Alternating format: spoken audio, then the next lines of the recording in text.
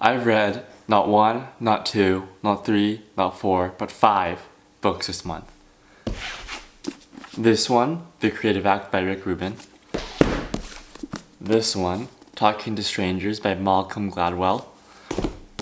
This one, Can't Hurt Me by David Goggins. This one, How Will You Measure Your Life by Clayton Christensen. This one, Outliers, also by Malcolm Gladwell. And I've started to read this one, The 4-Hour Workweek by Tim Ferris. And this one, The Daily Stoic, is something that I read every day. Now, what have I learned from this enormous stack of... Oh, shit! Wow, that just goes to show you how big this stack of books is. What have I learned from this enormous stack of books? Well, a lot. Let me break it down for you. So, this one was pretty freaking cool, actually. If you guys don't know, Rubin is a multi-award winning producer for music, and he really hammers home what an artist may go through throughout the creative process, not just in a defined timeline for a certain project, but throughout their entire life. And when I say artist, I don't mean artist in the traditional sense as I paint, or like, oh, I'm a drawer, or oh, I take photos. I mean artists in the sense that we're all artists. We all are born with the capacity for creativity, and we all have different abilities in terms of thinking of situations or thinking of how to tackle a problem at different creative angles or in different creative capacities.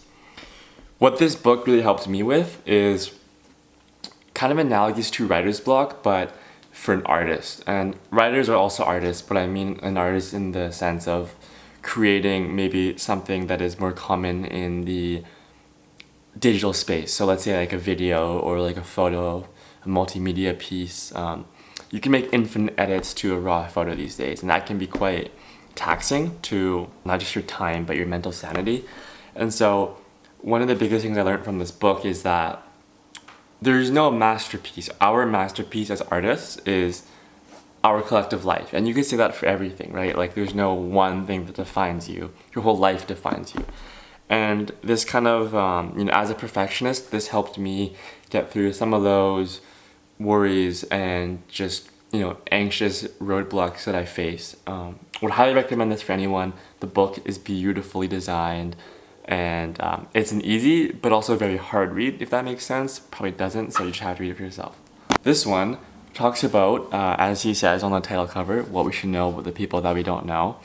But he talks about it in a sense that we're in a very confusing and full world, in the sense that there's so many people, so many things happening all the time, a lot of noise coming at us from all angles, and we've all experienced this, I'm sure, but I'll speak for myself in that I'll sometimes be confused by my interactions with not just strangers, but even friends and family.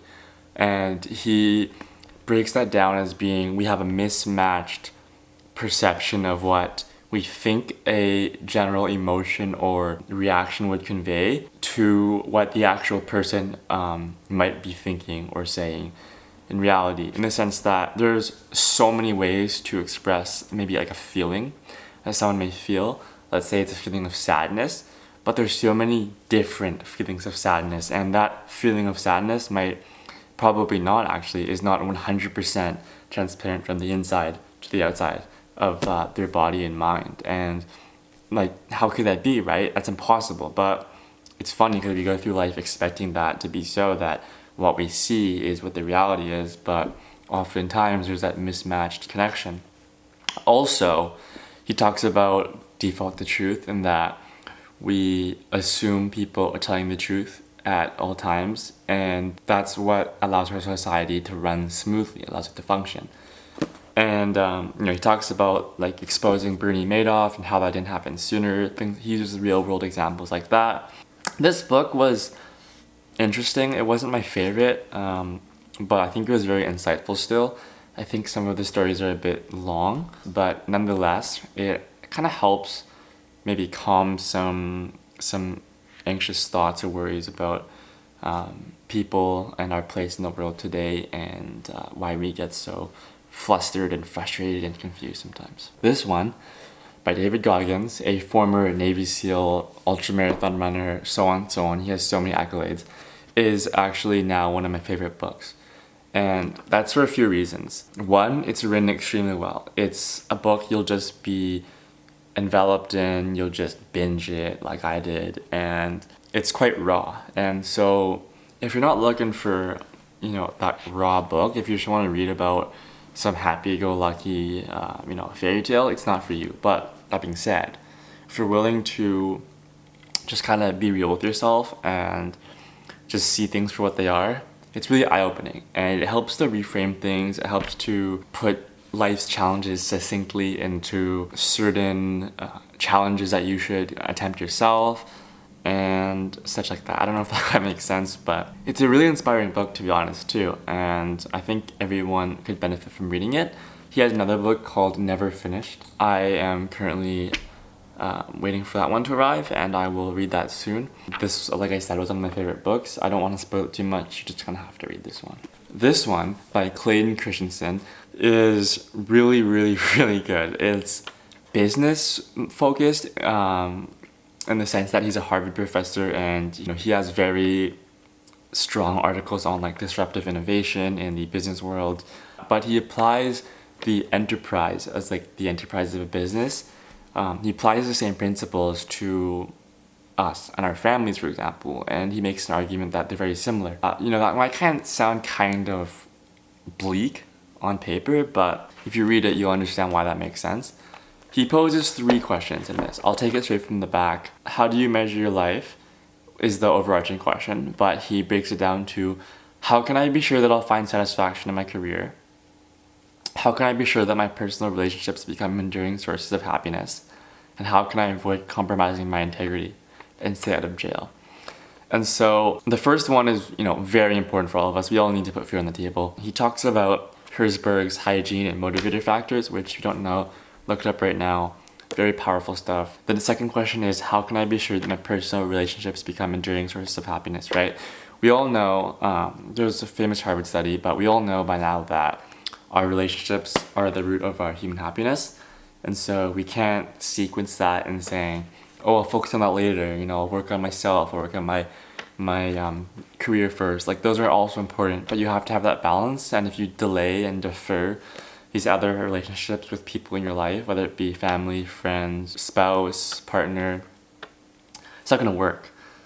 And the third question is, how can I avoid compromising my integrity? He talks about marginal thinking and the kind of dangers of thinking, oh, just this once, I'll just do it one time, or I'll skip this one weekend only, then I'll do it next weekend. He argues that once you cross that line, it's been crossed. What's stopping you from doing it again? Very powerful stuff, and whether we like it or not, that is the reality for the human brain. So, very powerful read, not super long, so I recommend it for everyone. This one, Outliers by Malcolm Gladwell, is very popular. I heard about this like 10 years ago, but shortly after it came out. I think it came out in like around the 2008 financial crisis, but I had been meaning to read it forever, and it did not disappoint. So as it says, it's about the story of success, and not in the traditional sense. He refutes the traditional notion that success in life, and we'll talk about success as in financial terms and career terms, because that's what this book talks about. Now, I don't want to confuse that with success in life in general, because I think that's a very personal and broad topic. But he refutes the notion that success, in the terms that I just defined, are purely based on individual merit, grit, smarts, those sorts of things we like to put people up on a pedestal in our society. And he uses examples from sports athletes to rock stars to billionaires to make his case, and I think it's pretty hard to deny the evidence that he uses in this book. He more so says that success is like those things I just said: grit, determination, ambition, merit, smarts, hard work, coming from a privileged background and having those connections. But maybe more so than we think, a big part of the picture is luck. Being in the right time in the right place. Being born into a certain city or in a certain time frame of the world. For example, .com, AI, social media. We could break this down into, infinite industrial revolution. We could break this down into so many different subcategories of each decade. He argues that we should focus much more on the culture, the family upbringing, the education system, the country, the area of the world that people are born into, as that would allow us to really help a lot more people succeed in those, traditional terms, because it's not just purely the individual merit that decides whether someone, makes it in that sense or not. And anyone who, maybe doesn't think so or is curious why, recommend you read this book. Highly recommend it. Now this one, I can't speak too much to it because I'm just getting into it, and so I don't want to kind of talk about something that I haven't really finished yet. But this one talks about, it says here, the catchphrase is skip the 9 to 5, live anywhere, join the new rich. And I think anyone looking at that and saying, oh my god, like it's that easy. No, like I'm sure some people have a 4-hour work week, some people have a 0-hour work week, okay, sure. But is that really what you want? Is that what we want? That's not what I want. I don't want to say that's being lazy, but you could almost argue that, from the first few pages and chapters that I've read of this book, that it's kind of like the antithesis to this book. Goggins says that, no make your life more efficient bullshit, like minimum output, input, maximum output. Whereas this one does talk about minimum input to maximum output. At least I think that's what a lot of people will gather from the title, the 4-hour work week. Now, maybe a more accurate title would be 4-hour work day, in that, we can leverage technology and, AI these days to make things more efficient. I still think we should think about things like that. I think work can be very fulfilling, and sometimes people don't have the same access to opportunities as others. However, everything's relative, so we won't go down that rabbit hole. But he talks about just thinking about things differently, asking questions that haven't been asked, rethinking conventional norms, like why do we wait until we're almost dead to take our retirement? Like I've asked myself that one for years and I thought I was crazy, but turns out this book has been around for like 15 years and it asked it that long ago. Mind you, I was pretty young back then. I would have been in elementary school, and I wish that I was 16, 18, 20, whatever back then. But that's how life goes. That's the way she rolls. So we won't get into that. But yeah, I can't talk about this book too much. I'll check back in when I have finished it or almost finished it. However, I think the importance part of books, and this book in particular, is just, like I said, rethinking conventional norms and asking yourself questions. And if you can ask yourself those questions, read books like this that help probe you and ask you those questions. And so now this is a interesting one. It's not a traditional book in the sense that we think of books as being like a start, finish, end story. Okay, well, I guess a lot of these books are not fiction, they're non-fiction. So you could say that none of them are the books in that sense of like having a plot and stuff. You could say they do and have a protagonist, antagonist, but for simplicity's sake, let's say that they're not. This one's even less so because it's like a Bible almost. It's like a daily read with journal entries. That kind of idea, like a diary. I think the Bible is still the best analogy I can make. Now, I'm not a religious person per se. I am a bit of a spiritual person maybe, but this book is for the disciplined person who is able to every day just spend 5 minutes reading the book and reading the page that pertains to the day. So let's say June 25, and you read June 25. And for me, I like to write a lot, so I'll just kind of write on the margins of the book. The author suggests in the beginning actually that you can just use a journal and such, so do whatever you want with it, highlight it, rip pages out. But I love this book because it gives you something every day to wake up to and do. And in such a confusing, noisy, frustrating world with constant push and pull and everything attacking you, it just helps to ground the person in the modern world. And in my case, someone who feels very conflicted and frustrated and confused by others around me all the time. This book uses history and examples from people like Seneca and those philosophers. And so I highly recommend this book if that is you. So, why am I making this video? Well, I think books are great. Lots of people do, but I'm kind of sad that it's a bit of a lost hobby nowadays. I don't see people doing it. I'm sure you guys don't. Everyone's addicted to their phones and doom scrolling. But as Mark Cuban said, if you can just get even one thing from reading a book, then that's worth it. Like, that's worth the time and money that you would have spent. Also, I just want to put good energy out into the world, right? Why not? Like, there's so much negativity and hate and doom and gloom we see all the freaking time. So my suggestion is read at least 10 minutes a day. I'm a very slow reader, and if I read 10 minutes a day of any book, I would get through it. And I guarantee you're probably faster than me. So just spend 10 minutes a day, if that's all the time you have, just reading a book. Don't go on Instagram.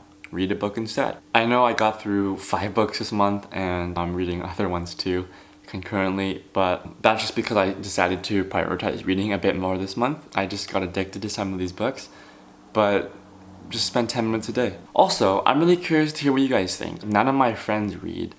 That's kind of depressing, but I would love to connect with others out there. If you have book recommendations, let me know.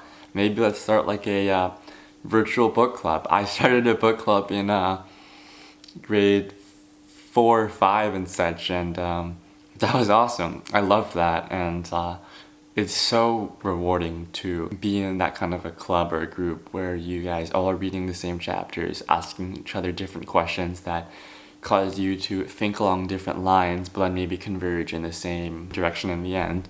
But yeah, my goal is that hopefully there are others out there who find this insightful, and if not, at the least, can learn a thing or two. But I'm putting the energy out there and manifesting it into finding other bookworms like me. If you've read any of these books, please feel free to comment down below and let me know what your thoughts were. Maybe I didn't do justice to the book. Maybe I completely butchered the analysis. Maybe you have a point to elaborate on, or maybe you have more suggestions for me to read, and feel free to let me know. I also realize now that I touched on each book relatively lightly. It's kind of hard to do a summary of a 300+ page book, which is why the books exist in the first place.